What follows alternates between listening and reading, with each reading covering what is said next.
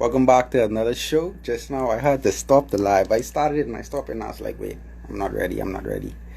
But I'm ready. Welcome back to another show.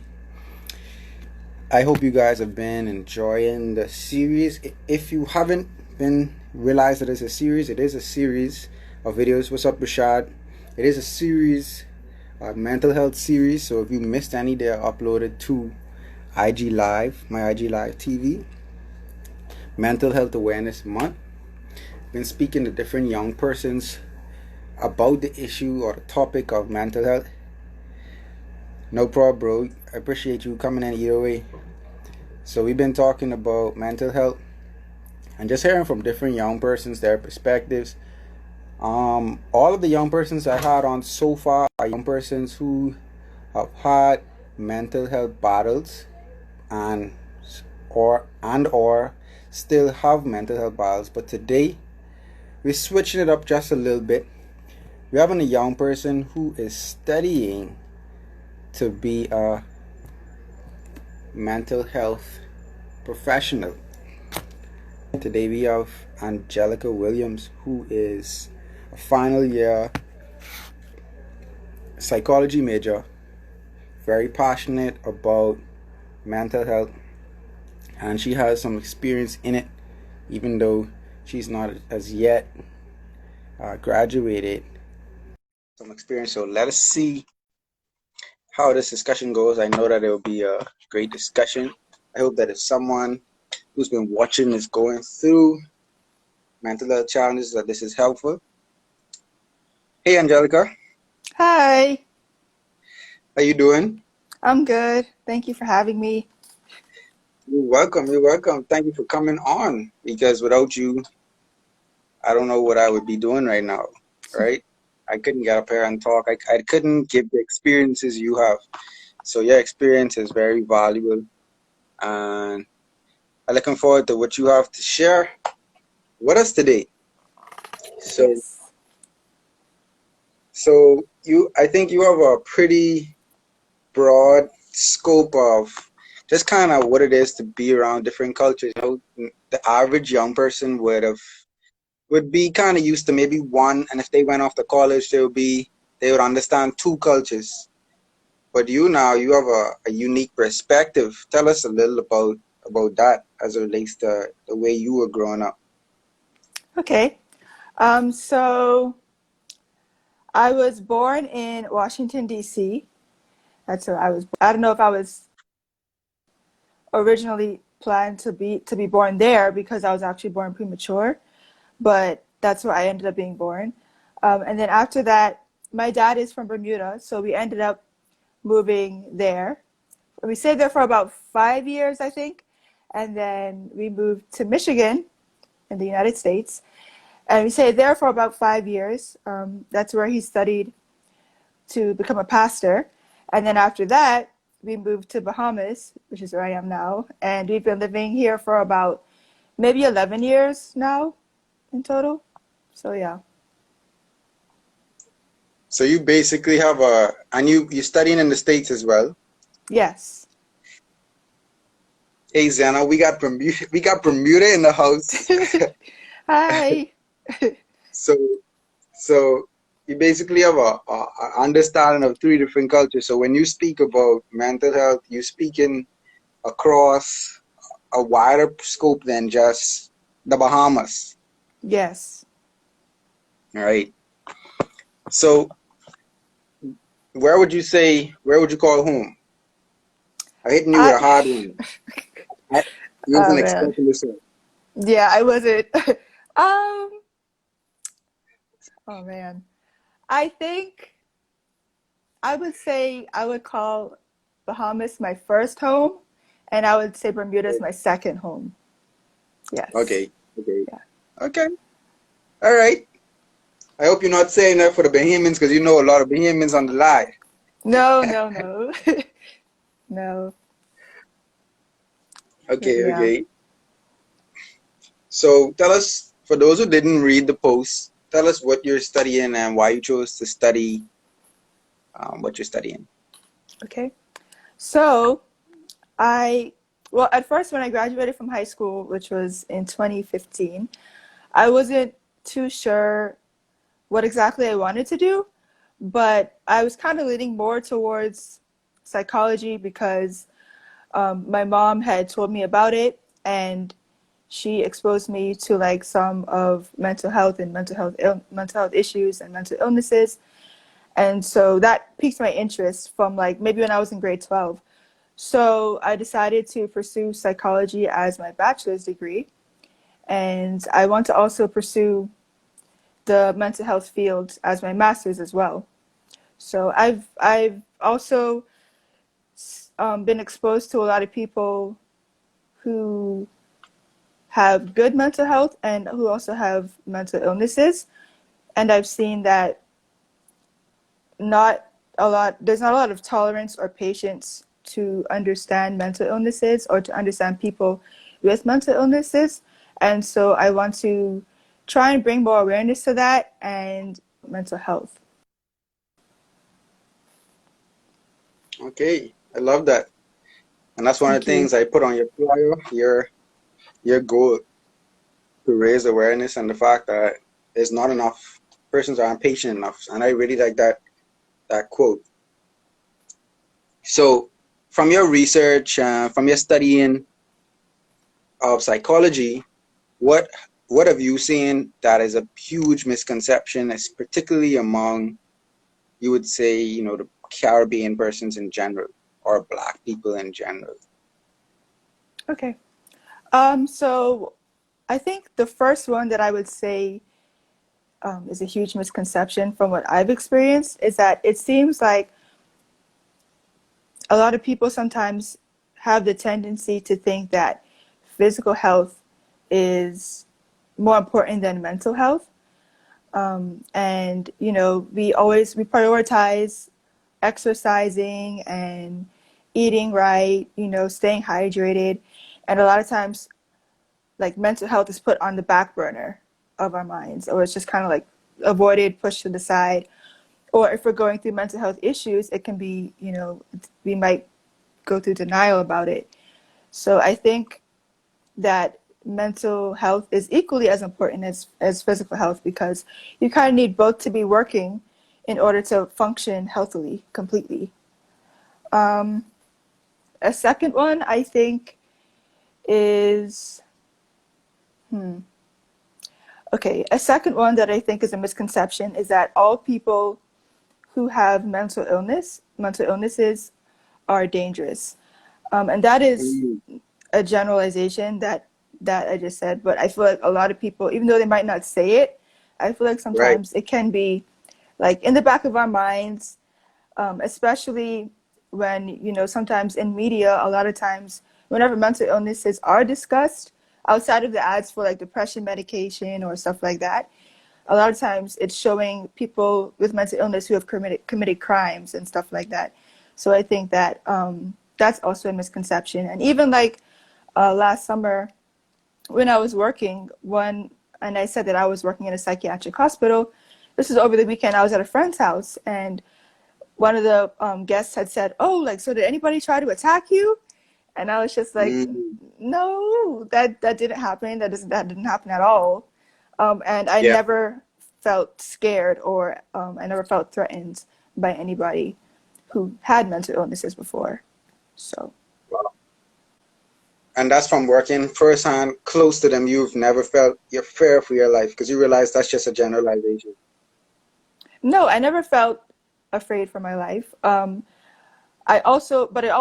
It's okay. It's good to keep in mind that I was in the area where there weren't dangerous. Well, where the clients who were in the area that I worked, they weren't necessarily ones who would lash out in their behavior.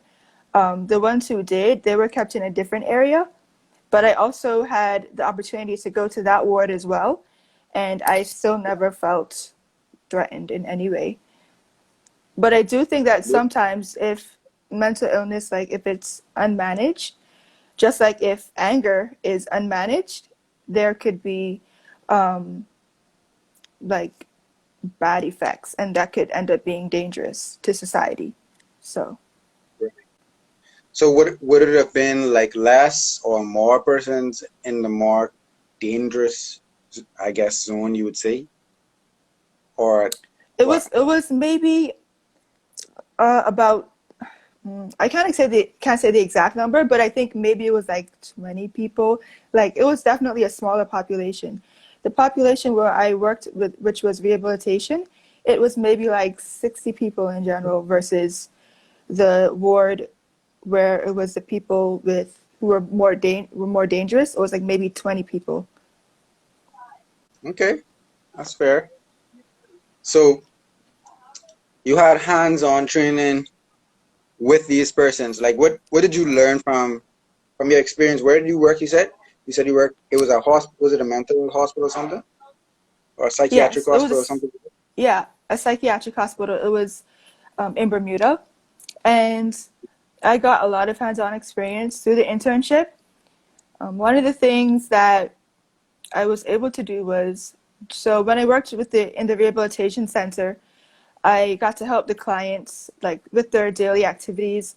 So it would some of them would be like they would have a breakfast program, and so me and other students we would rotate within the kitchen, and we would help serve Right. breakfast, make breakfast, and clean up afterwards with the clients. They would be helping us. We would be helping them because it's their job to do it. We were just assisting them, and we would also be serving clients as well. Another thing that we would do is me and some of the other students. Sometimes we got to like go out for activities that we would do in nature. We would go out and play sports. We would go out and just to like different field trips, I guess.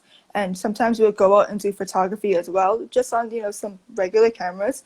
But it would still be fun, and it was a method of relaxation for the clients. They enjoyed it. So Nice, nice. So you speak about relaxation and stuff like that. I know you're an artist as well. Tell yeah. us a little about how you merge your art with psychology and like what are some of the benefits of that of doing that? Just Well, arts on the whole and your art in particular. okay. Well, some of the benefits from doing art is that one thing is that it relaxes. It helps like reduce stress and anxiety. Like a lot of times when I do art, it's like I do it a lot of times after like a stressful day, if I'm stressed out with school, or sometimes just to get my mind off of my own problems. It's good to help me with that, and it's also just a good way to kind of be creative and I guess learn something new about. It helps explore emotions, and actually, this was This is the first thing that I did when I did Wow. an art therapy session. When I shadowed the art therapist. This Yeah. is simple, coloring, but I like it that. helped me. So you want to give us a little you have more pieces we could do like an impromptu art gallery display. You got more stuff close by or just I that? only have this, and I have this canvas here because I couldn't bring a lot. Um, I left most of them in my storage compartment in school, but Okay. I also did this one Okay. as I like that. well. Thank you. And I actually did that when I was stressed out. I can't remember exactly what I was upset about, but it was something that I was upset about. And I was just Yeah. like, ugh, like I just need something to do. So I just did that, and it helped me feel more relaxed afterwards. So, yeah. I love that. I love that. I actually made a video. My last YouTube video was called "Do What You Love," and I just kind of did little minor research to find out that just basically expressing yourself, like you say, doing sports, doing a hobby, it really helps with your mental health. So I 100% love it. Thank I you. love it. I mean, if I could paint like that, I would do it. I I did paint once, but it didn't come out that well. Let me show you. Well, okay. Don't laugh. No, there's nothing to laugh about. So it's abstract, Mm-hmm. right? it has a name too. Don't y'all in the comments don't laugh at my pain. Give me a fire emoji if y'all like it. Um, give me some fire emojis. What y'all think? This is my first painting. Canvas and everything, you know. See my name on it, so somebody don't try to steal it. KB. So it's called. Oh yeah, I get fire emoji. Oh, else you, Angelica. All right. Anybody else other than Angelica? Cause she being supportive. Anybody else? Anybody else? Give me a fire emoji. If you don't like it, give me Hey, a there you heart. go. Hey, if you don't like it, give me a heart Yes. Hey, emoji. Chana. Right? If you don't like it, if you think it's not good, give me a heart. If you like it, give me fire. If you don't, give me a heart. So okay, y'all boosting me up. I'm going to do another piece now. So You should. basically, what had happened was, let me break this down. You know, great artists Okay. always break down their piece. You see, I like how you break down your piece. Let me break Mm-hmm. mine now. So this was supposed to be like the greenery. Like I was building like a it was a garden, right? Okay. This was supposed to be like the grass, and then this was the sky. But what had happened was I didn't have any white, so the grass Mm. was too green and the sky was too blue. So I just stopped, and then I tried to I tried to like take it off. I took like a towel. I mean, I took like an old shirt. I wet the shirt, and I tried to wash off the green, and then it turned out like that. But right around the time I was painting, I watched this YouTube video that was called something like "Done is better than perfect." Mm-hmm. My boy Travis give me a fire emoji. Okay, Travis, thanks, bro. So what it was saying was that getting things done is better than making it perfect. Because sometimes when you try to do things, when you try to make it perfect, it never gets done. So now I have a completed piece because I decided that it was finished. So now it's done. So yeah. No, but that what you're saying is absolutely right. I have a similar experience because, well, first of all, um, don't think that like you have to really go to art school or get like a degree in art in order to create art, because there's also like other techniques that you can use to form it. Because, for example, like with this painting, um, what I did it using a technique, and what the technique was, you get like shaving cream and you Mm-hmm. put it on like a cardboard or a flat surface, and then you pour the paint on top. You kind of swish it around on the shaving cream, and then you place the cardboard on top of the canvas. And then after like 1 or 2 minutes, you could like scrape it off, and that's how it came out. So it's not always, you know, that fancy That's as it seems, you sounds know? so it sounds so easy, but it looks so like not easy. It looks so Yeah. like detailed and stuff. That's pretty cool. And another thing is like That's over the somebody in the summer. comments who does that too. I Oh, guess that's one of yes. Oh, that's my cousin. Hi. But another thing is that when I worked with the art therapist over the summer, and the painting with the jellyfish that I did, I was mm-hmm. getting frustrated because I was doing that with her. Well, not with her, but in her presence. And I was like, it's not coming out how I want it to come out. And I was like really getting upset. And she was like, it's not about it being perfect. It's not about, that's not what art therapy is about. It's about how you feel during the process and what you learn after the process. And I was like, oh, Mm-hmm. okay. So, I yeah. like that. You know why I like it so much? Because this painting, as unsuccessful as it was, it gave me an opportunity to use this in front of the whole university. I was asked to speak at my university once, and I used that painting, and I was given that illustration that done is better than perfect, and I was encouraging people to like get something done. Like if you have a passion, get it done. Just do it. Hmm. Like so. If I had had this perfect thing, maybe I wouldn't have had much to say Hmm. when I wanted to speak. So that's Wow. just another encouragement to someone who maybe need to express themselves more. To just try it. You know, don't worry about all the red tape and not having the right stuff. Just do it. You know, Definitely. Definitely. your cousin said I like to do paint dipping as well. I don't know about these stuff. Paint dipping. Hmm. The I've never tried painting, that either. She says, your painting that you might not like might speak volumes to someone else. Right. Exactly. Definitely. Like my painting could change someone's life. One day they might Mm-hmm. come in my house and their whole life be transformed. You never know. Mm-hmm. Yeah, because people have different experiences and they can see different messages in different ways. And that's kind of what's cool about art too. It's not really, not everybody will see everything in the same way. Right. You're right. Joe Paul said, yeah, tomorrow turns into never. Yeah, you got to get it done Mm-hmm. today. Okay. So we went on an art tangent that wasn't expected, but it was fun. Yeah. This is making me want to learn to paint. I mean, it's making me want to go paint more too. I didn't even know we was going to talk about painting this long. Me But either. hey, that's how it be. That's how it is sometimes, right? Mm-hmm. So, what did you learn about ADHD? Because I think that's kind of getting popular. Like all these kids running around, like can't keep still. I have a student. I shouldn't talk about my students. I'm not gonna call no names. But I have a student with ADHD, and she was very open about it. And she can't keep still, and she doesn't pay attention, and all that stuff.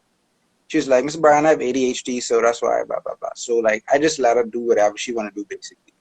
Okay. It sounds it sounds sad, but like, I really don't put pressure on her because if I do put pressure on her, she starts crying and so it's like, and I teach PE guys, for those who don't know, physical ed. So it's kind of easier to let a child do whatever they want to do because they outside.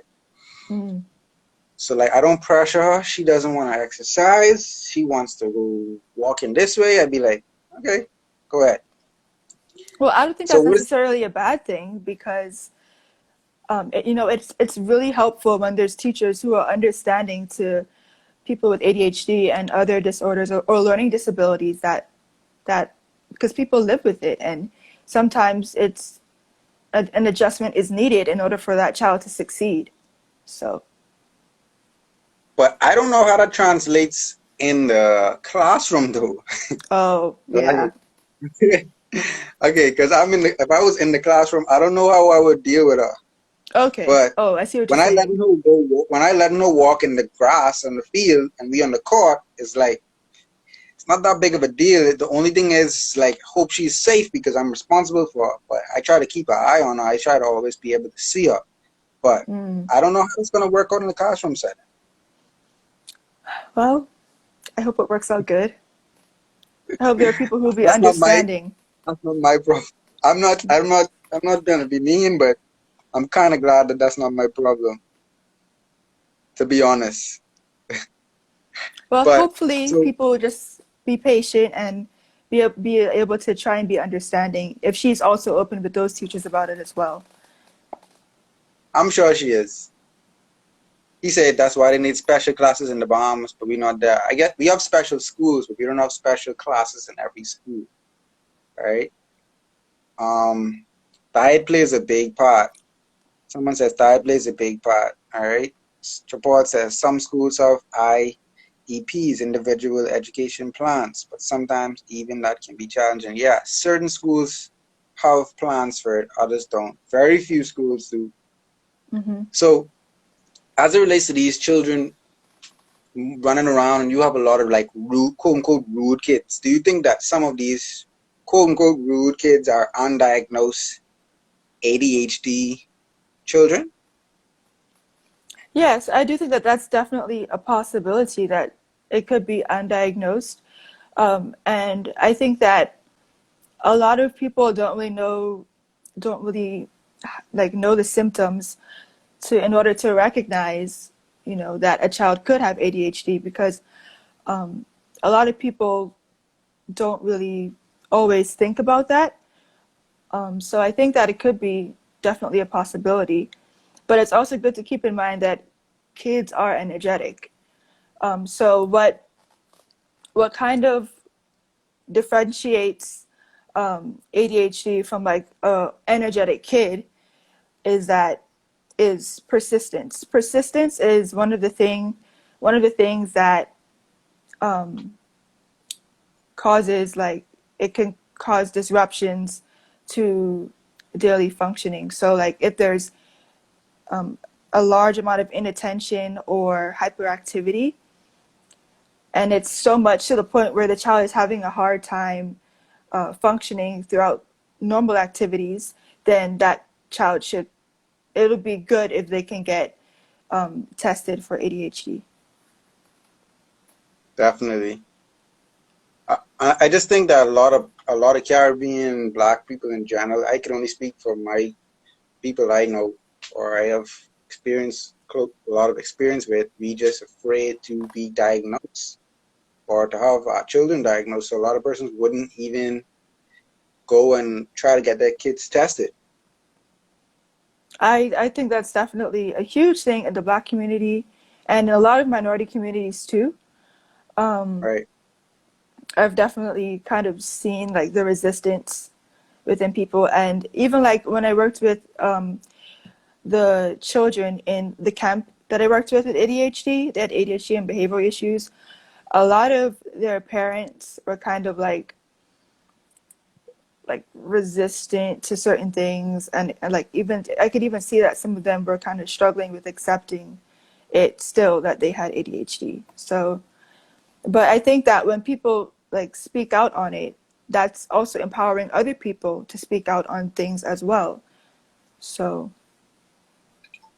I think that's Okay. a huge key Speaking out on it. and sharing experiences. Yeah, like more, like making it more common, like letting people know that it's okay. Like what we're doing right Exactly. now. Mm-hmm. And we have Kay, I guess this is one of your friends or and followers. Mm-hmm. Kay Sandra. Sandy. Okay. Mm-hmm. So she's saying that she has ADD. Can you give me a reminder of what that is? ADD? Attention Deficit Disorder. Yeah, attention deficit disorder. Yes. Okay. So I have ADD and I'm 24, and honestly, diet is a huge influence, and also the way teachers handle the classroom takes a big influence. So I would like to ask you, would you say Sandra? Mm-hmm. Sandra, you can comment like what has been helpful for you. What is tell us a little, just comment something about your experience that you learned. Like how was it growing up with ADD? How were you able to cope with it and get better from it? And if you're open to coming on at the end of this conversation and sharing a bit of your experience, feel free to do that as well. Just throwing that in there. But yeah, okay. So sharing it, I definitely agree. I think awareness and speaking about stuff is always the first step. I recently heard about this guy who got killed from because in the States or something for some fraud thing, like they choke him to death or something like that. I didn't read it myself. You heard Oh about it? wow. No, I haven't heard about that. Yeah, I think it happened today. Oh. Like he was accused of doing like a fake check, and they called the police on him. Oh. I think so. Yeah. Right? Can you imagine the police killing you for a fake check? That's just wild, right? And one of my friends was talking to me about it, and he was like, "Man, the church need to talk more about this." And I was telling them that the church is an organization. Organizations don't really speak. It's people who speak. So I was saying like we need to talk about it, and then organizations will follow. A lot of Mm-hmm. people would like to see, for example, their favorite NBA team talking about it. They want to see a post about it um, on their sorority or their fraternity. Mm-hmm. But you have to build awareness as a person and among your influence before the wider organizations and groups do that. So we have to do our part to raise awareness for the things that we know need more awareness. Mm-hmm. Yeah, it's not like you said, you can't always leave it to other people to do. Sometimes you have to take initiative on education and learning the different things yourself with mental health or with anything that is disturbing to you, and you speak about it, like you're saying. Yeah. Travis is saying organizations should speak. So in my opinion, I agree. Organization people speak. So I'm saying that's what I'm saying. Like people have to start it. Like before you go out and say, well, how about tweet about it? Somebody have to start it. Maybe somebody lower down in the organization to kind of build that vibe. So yeah, I'm agreeing with you. I'm agreeing with you, bro.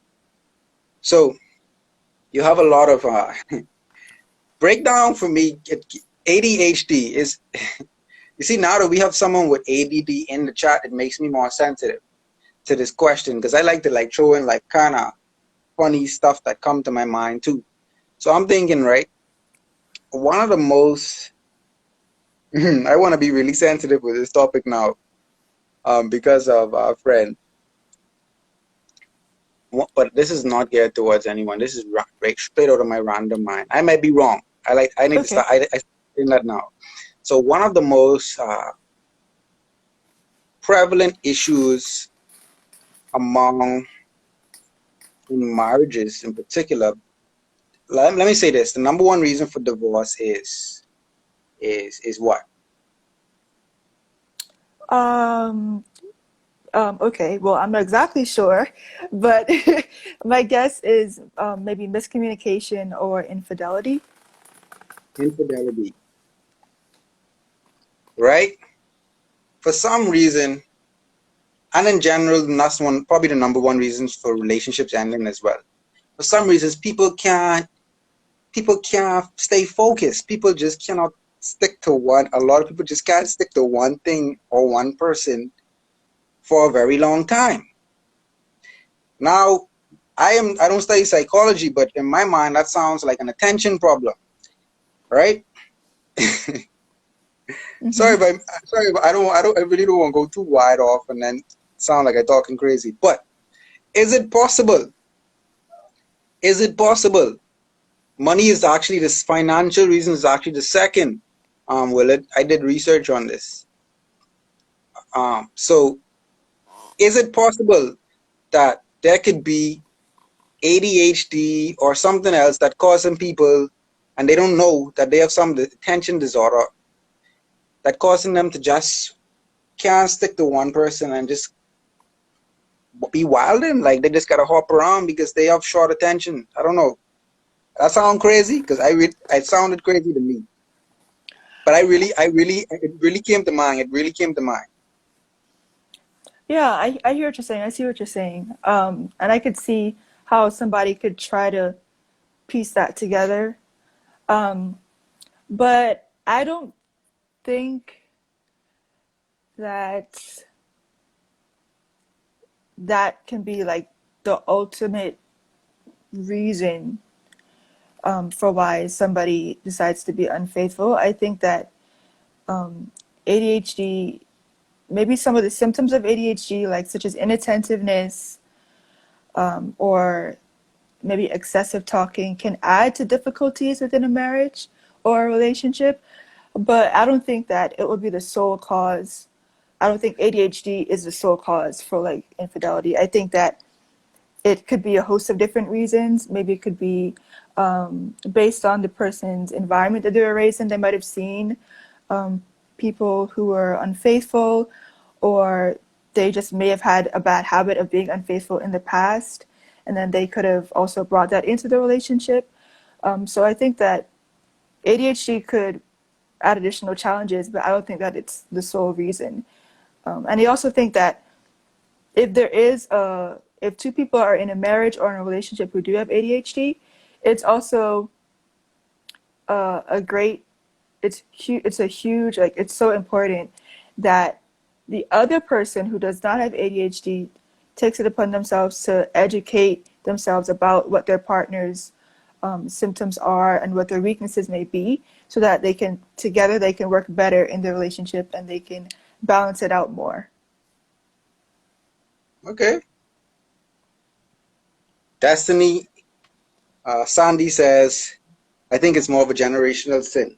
Hmm. Destiny says, I don't think ADHD causes people to be unfaithful. All right.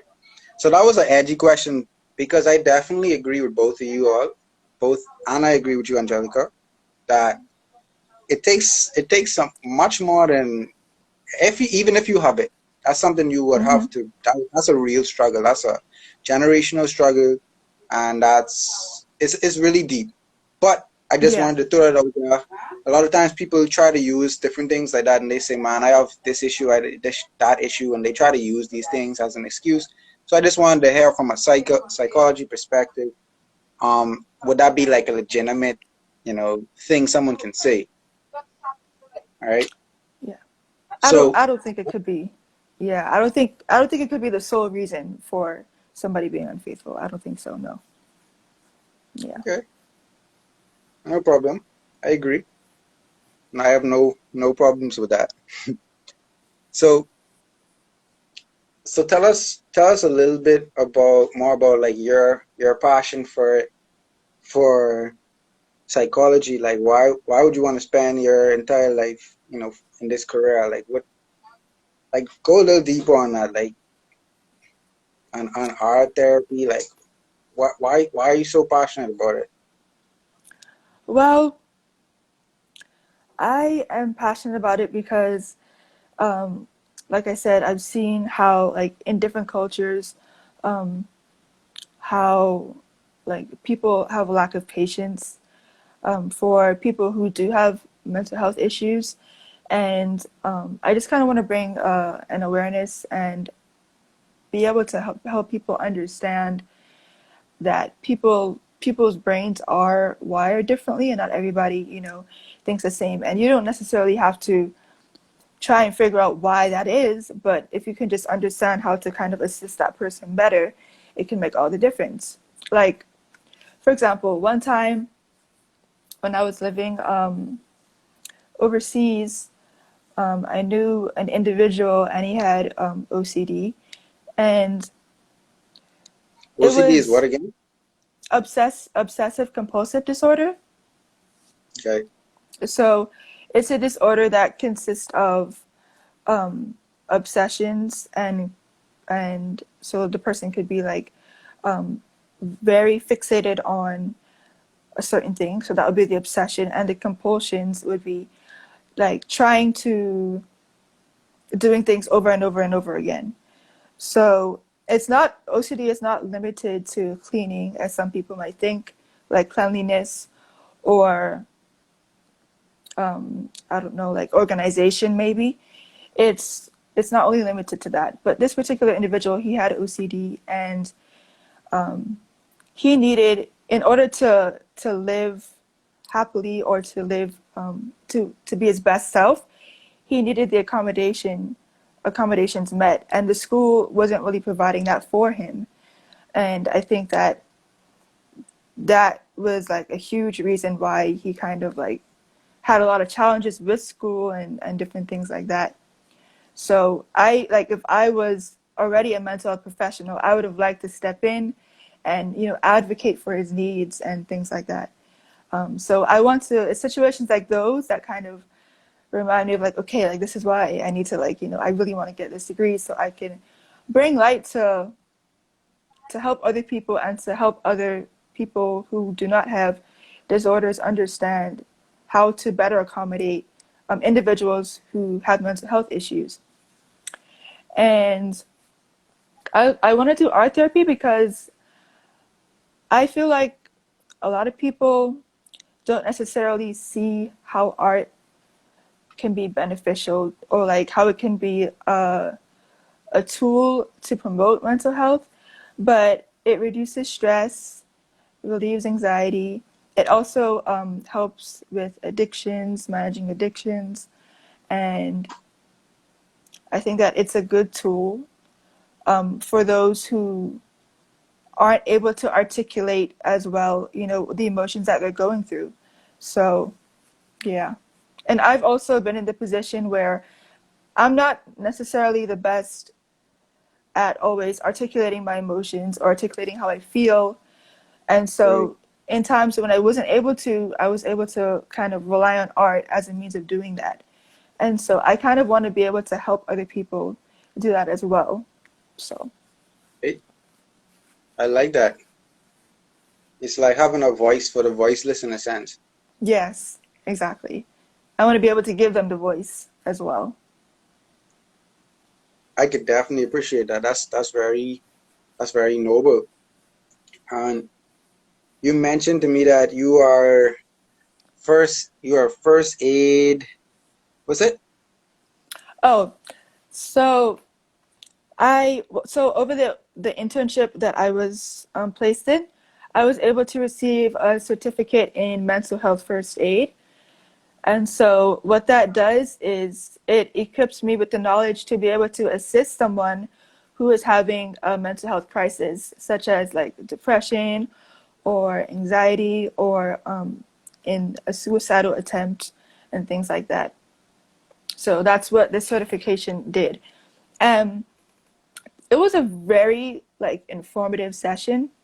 It was, I think, over a span of maybe 2 or 3 days, and I learned a lot. And it's interesting because like a lot of the things that they taught throughout the program, I would have thought that, okay, you should just know, like you should automatically not do that. Like for example, there was, and in the video they showed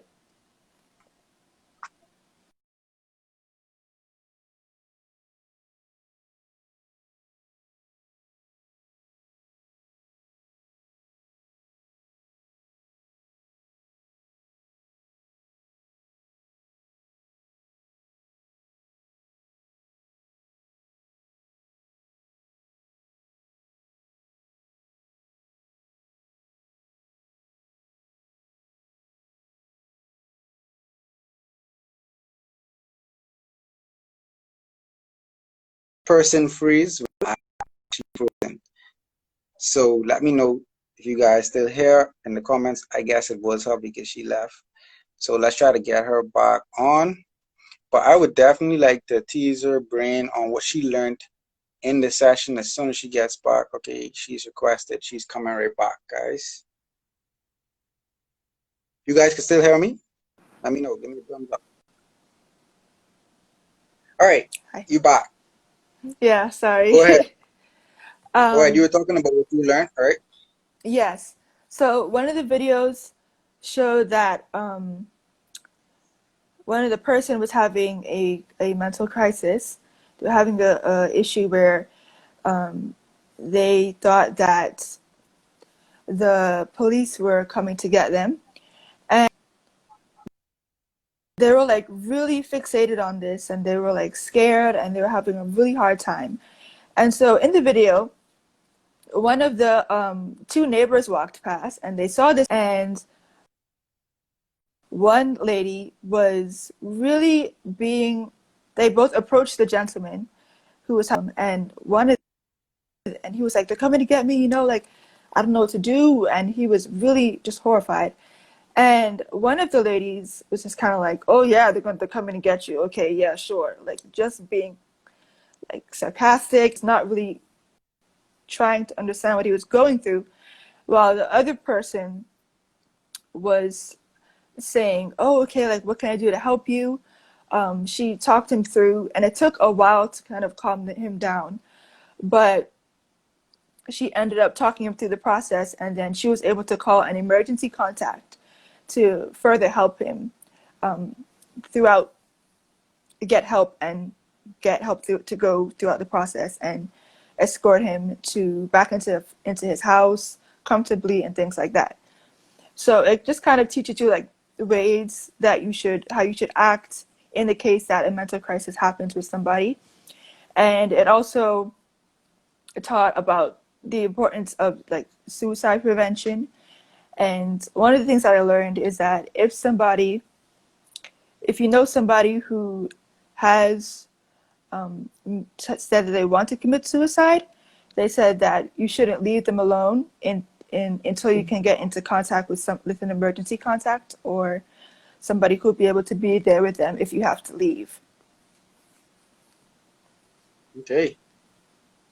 So what are some other things that comes to mind that you learned? Because now you're certified, I'm not. So I'm gonna see how much I could get out of you before you leave this call. So what other things you can think of, go back in your memory lane and your training that you think are some maybe simple but not so readily things that readily come to mind? I think persons generally would think, try to stay with the person or stay on the phone. Some persons know that, but like, what are some of the things that persons maybe would not wouldn't necessarily automatically think of when helping somebody with a mental health crisis that you've learned? I know I'm putting you on a little pressure because I don't know how long ago that was that training. Um, Let me see. Did you learn? Did they say anything about anxiety in particular? Because anxiety, from my research, is the most popular mental health challenge. Yes. Okay. Now that you said that, it kind of brought something to mind. One of the things that they highlighted, or that I think is also important, is that when somebody is dealing with anxiety, it's not your it's not your place to downplay the reason for their anxiety. So if somebody is saying they have anxiety due to uh, going on stage or leaving the house for a particular reason, or interacting with a certain individual, you shouldn't really like downplay their situation and say, "Oh, who does that?" Or that's not really a thing. It's not your place to do that. I feel like it's you're responsible if you can't like handle the situation with calmness and respect, and you know incorporating like techniques that can help that person with anxiety, like deep breathing or talking them through it, then you should see if you can get additional help from somebody else or turn to somebody else um, who could further assist that person. Okay, I think that's really important because that's happened to me a few times. One of the things that I kind of struggle with is social anxiety. right. Crowds just, whew, they stress me out. And I know like one time, I think I was supposed to go. I don't know if it was like an event and it was in the dorm, but I looked out my window because my window was close to I could see from my window where the event was being held, and I was just like, I can't do this. And one of my friends was like, "Oh, like it's not a big deal. Like just let's just go." And I'm just like, how could you? That hurt. I was like, ouch. Like it's a big deal to me. It might not be your struggle, but it's something that I struggle with. So Yeah. What to what extent? I don't know. I mean, you have to decide how if you're comfortable with this question because I didn't scan you through this. But to what extent is your anxiety like you find it as an acute?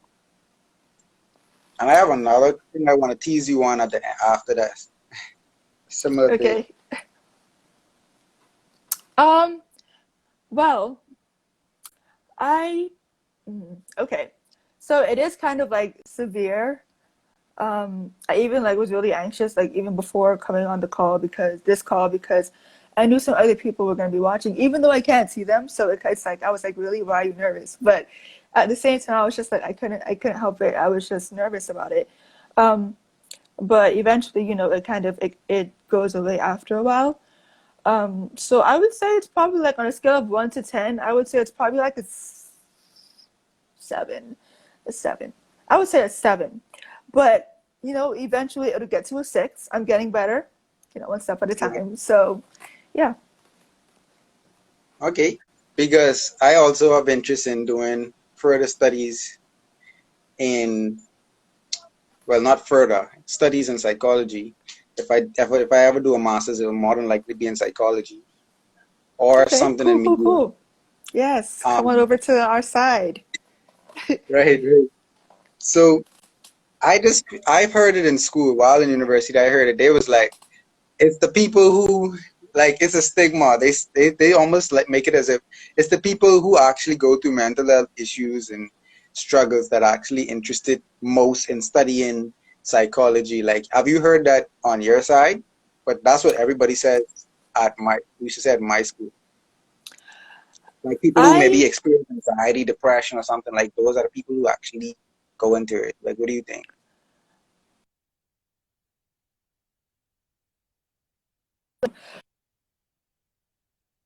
but I don't think that the people who are pursuing degrees in mental health, um, or psychology or psychiatric nursing, whatever the field is, I don't think that they all have to have had an experience with mental health. I mean, that they all are going through anxiety or they have went through anxiety or feelings of depression or stuff like that.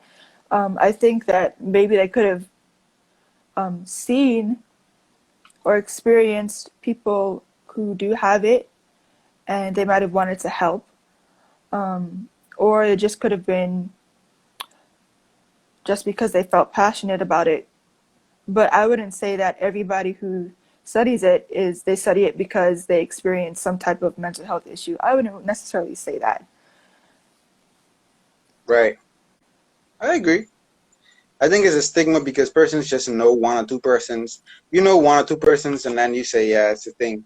But I could definitely Hmm. say for me personally, not just my, not, it's not even based on my experience. It's based on like the experiences of being around persons with it, with like severe depression and clinical depression and stuff like that. It gave me a heart um for counseling and mental health, you know. Hmm. So it's before I even knew I had anxiety that I grew a passion for counseling. So Hmm. it for me personally, I definitely know I don't think it's that. So just wanted to see if that was something like you were hearing too, because I heard it a lot. I haven't heard it a whole lot, but I think it was mentioned to me before that it isn't uncommon that people who want to advocate for mental health issues also have struggled with a mental health issue. But a lot of people do struggle with mental health issues, um, at least at some point in their lives, and they maybe just don't have the right tools to get help with them. So it's actually more common than a lot of people think, much more common. Right, right. I think your sister said something that is really important. I may be going on a tangent from what she said, but she said it's important that the person helping the others doesn't make the situation about themselves. But I want to stop there because a lot of times persons, when you try to help persons, I don't know to what extent they spoke about this in your training, but you can't take on the other person's burden as much as you want to help them. It's not your problem. You are not going through what they're going through, so you have to have that balance. And that's actually that's actually a video that I'm supposed to make. Like the title was "It's Not Your Problem" or something like that.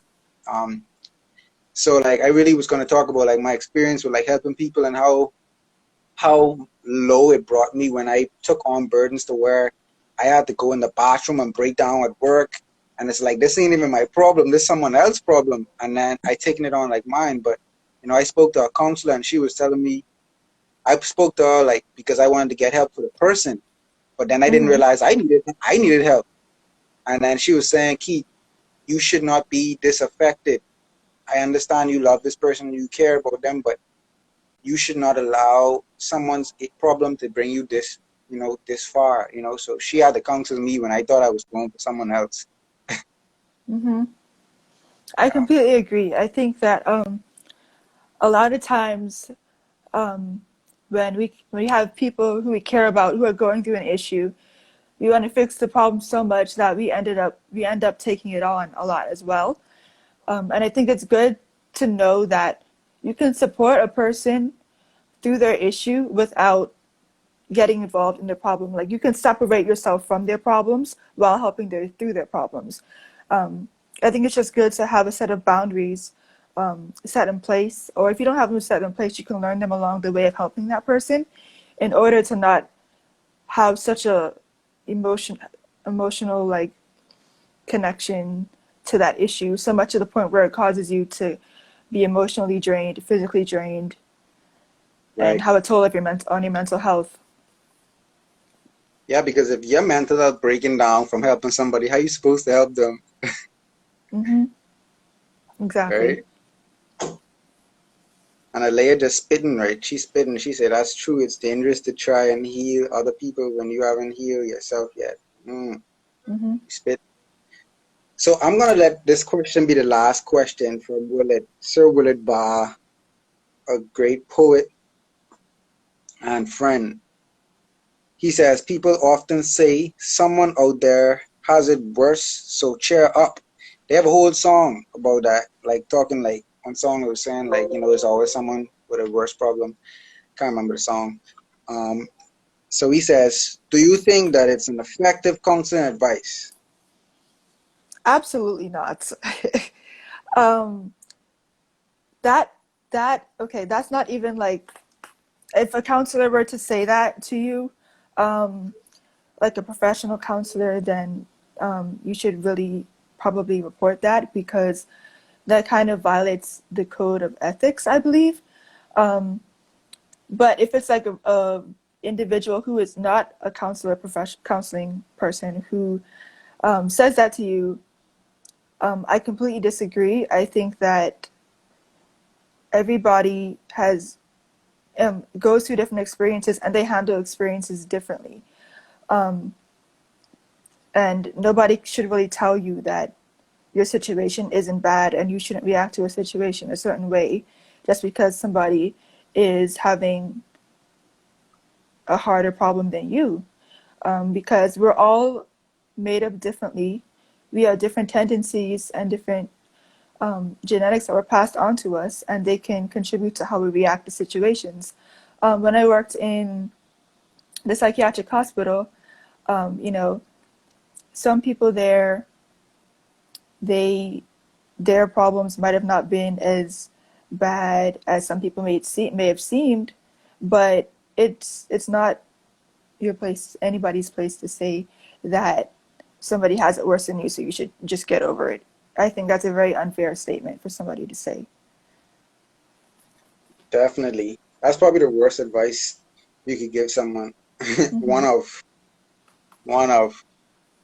All right. So, thank you, Angelica. This was a beautiful live. You said it's your first time going live?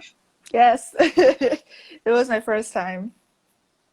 You were very composed. It didn't feel like a first time. It did Oh, not feel like every time someone tell me this that first time, I'm always like, what? This could not have been your first time. Um, you have a lot of wisdom to share, a lot of thank you. insight. So I would like to see you doing more. I always like to encourage young people, especially when I know they have a message to do more, to share more. So hopefully I'll see you doing some more, being more active. I know you're in school too, so I'm not to put too much pressure on you, but just being more active on social media. There's a great opportunity right now. We have to share. So Yes, continue definitely. advocacy, continue advocating. I know you're Hmm. already doing it, so I'm you ain't doing it. I love your posts. I see your mental health posts. I love it. Keep it up. Thank you. And I also want to thank you for just doing this whole series, because a lot of people haven't been posting about it, like just in like who aren't mental health professionals, some who are, who I follow, they haven't really mentioned or brought a lot of awareness to the issue. And I think it's really impactful that, that you're doing it as a member of the Black community, as a male, and just as a member of society in general, that you're bringing awareness to it. It's a huge deal, and it's very empowering to others and inspiring as well. So thank you for that, and for having me on here. Thank you. I appreciate that. I appreciate that. So yeah, I like to leave these sessions. Um, Particularly these particular series, I'm leaving these with prayer because you never know who's gonna come across this, who may need that extra Hmm. boost. So I haven't been doing this before. Anybody have a prayer request though? But I'm gonna pray for someone who may be struggling, maybe watching this live now, or maybe the rebroadcast with their mental health Hmm. or with anything else, but particularly with their mental health. All right. Anything Okay. you think I should remember in this prayer, Angelica, in particular? Um. Hmm. I think it's important to remember that just as God created us with, or for those who are Christians, um, we believe that God created us. We've been created differently with different hair textures, different skin tones, different ethnicities. So I think it's important for us to pray for the knowledge and to keep in mind that God also created us with different ways of thinking and different minds. And yeah, that's basically it. All right, our live is going to end in 20 seconds. This is going to Okay. be the shortest prayer I ever prayed. All right. Dear God, we just thank you for each person here who's watching. For someone who's struggling, God, I ask that you would give them victory. In the name of Jesus, God. take full control of their life. Help them to know that you are there with them. In Jesus' name I pray. Amen.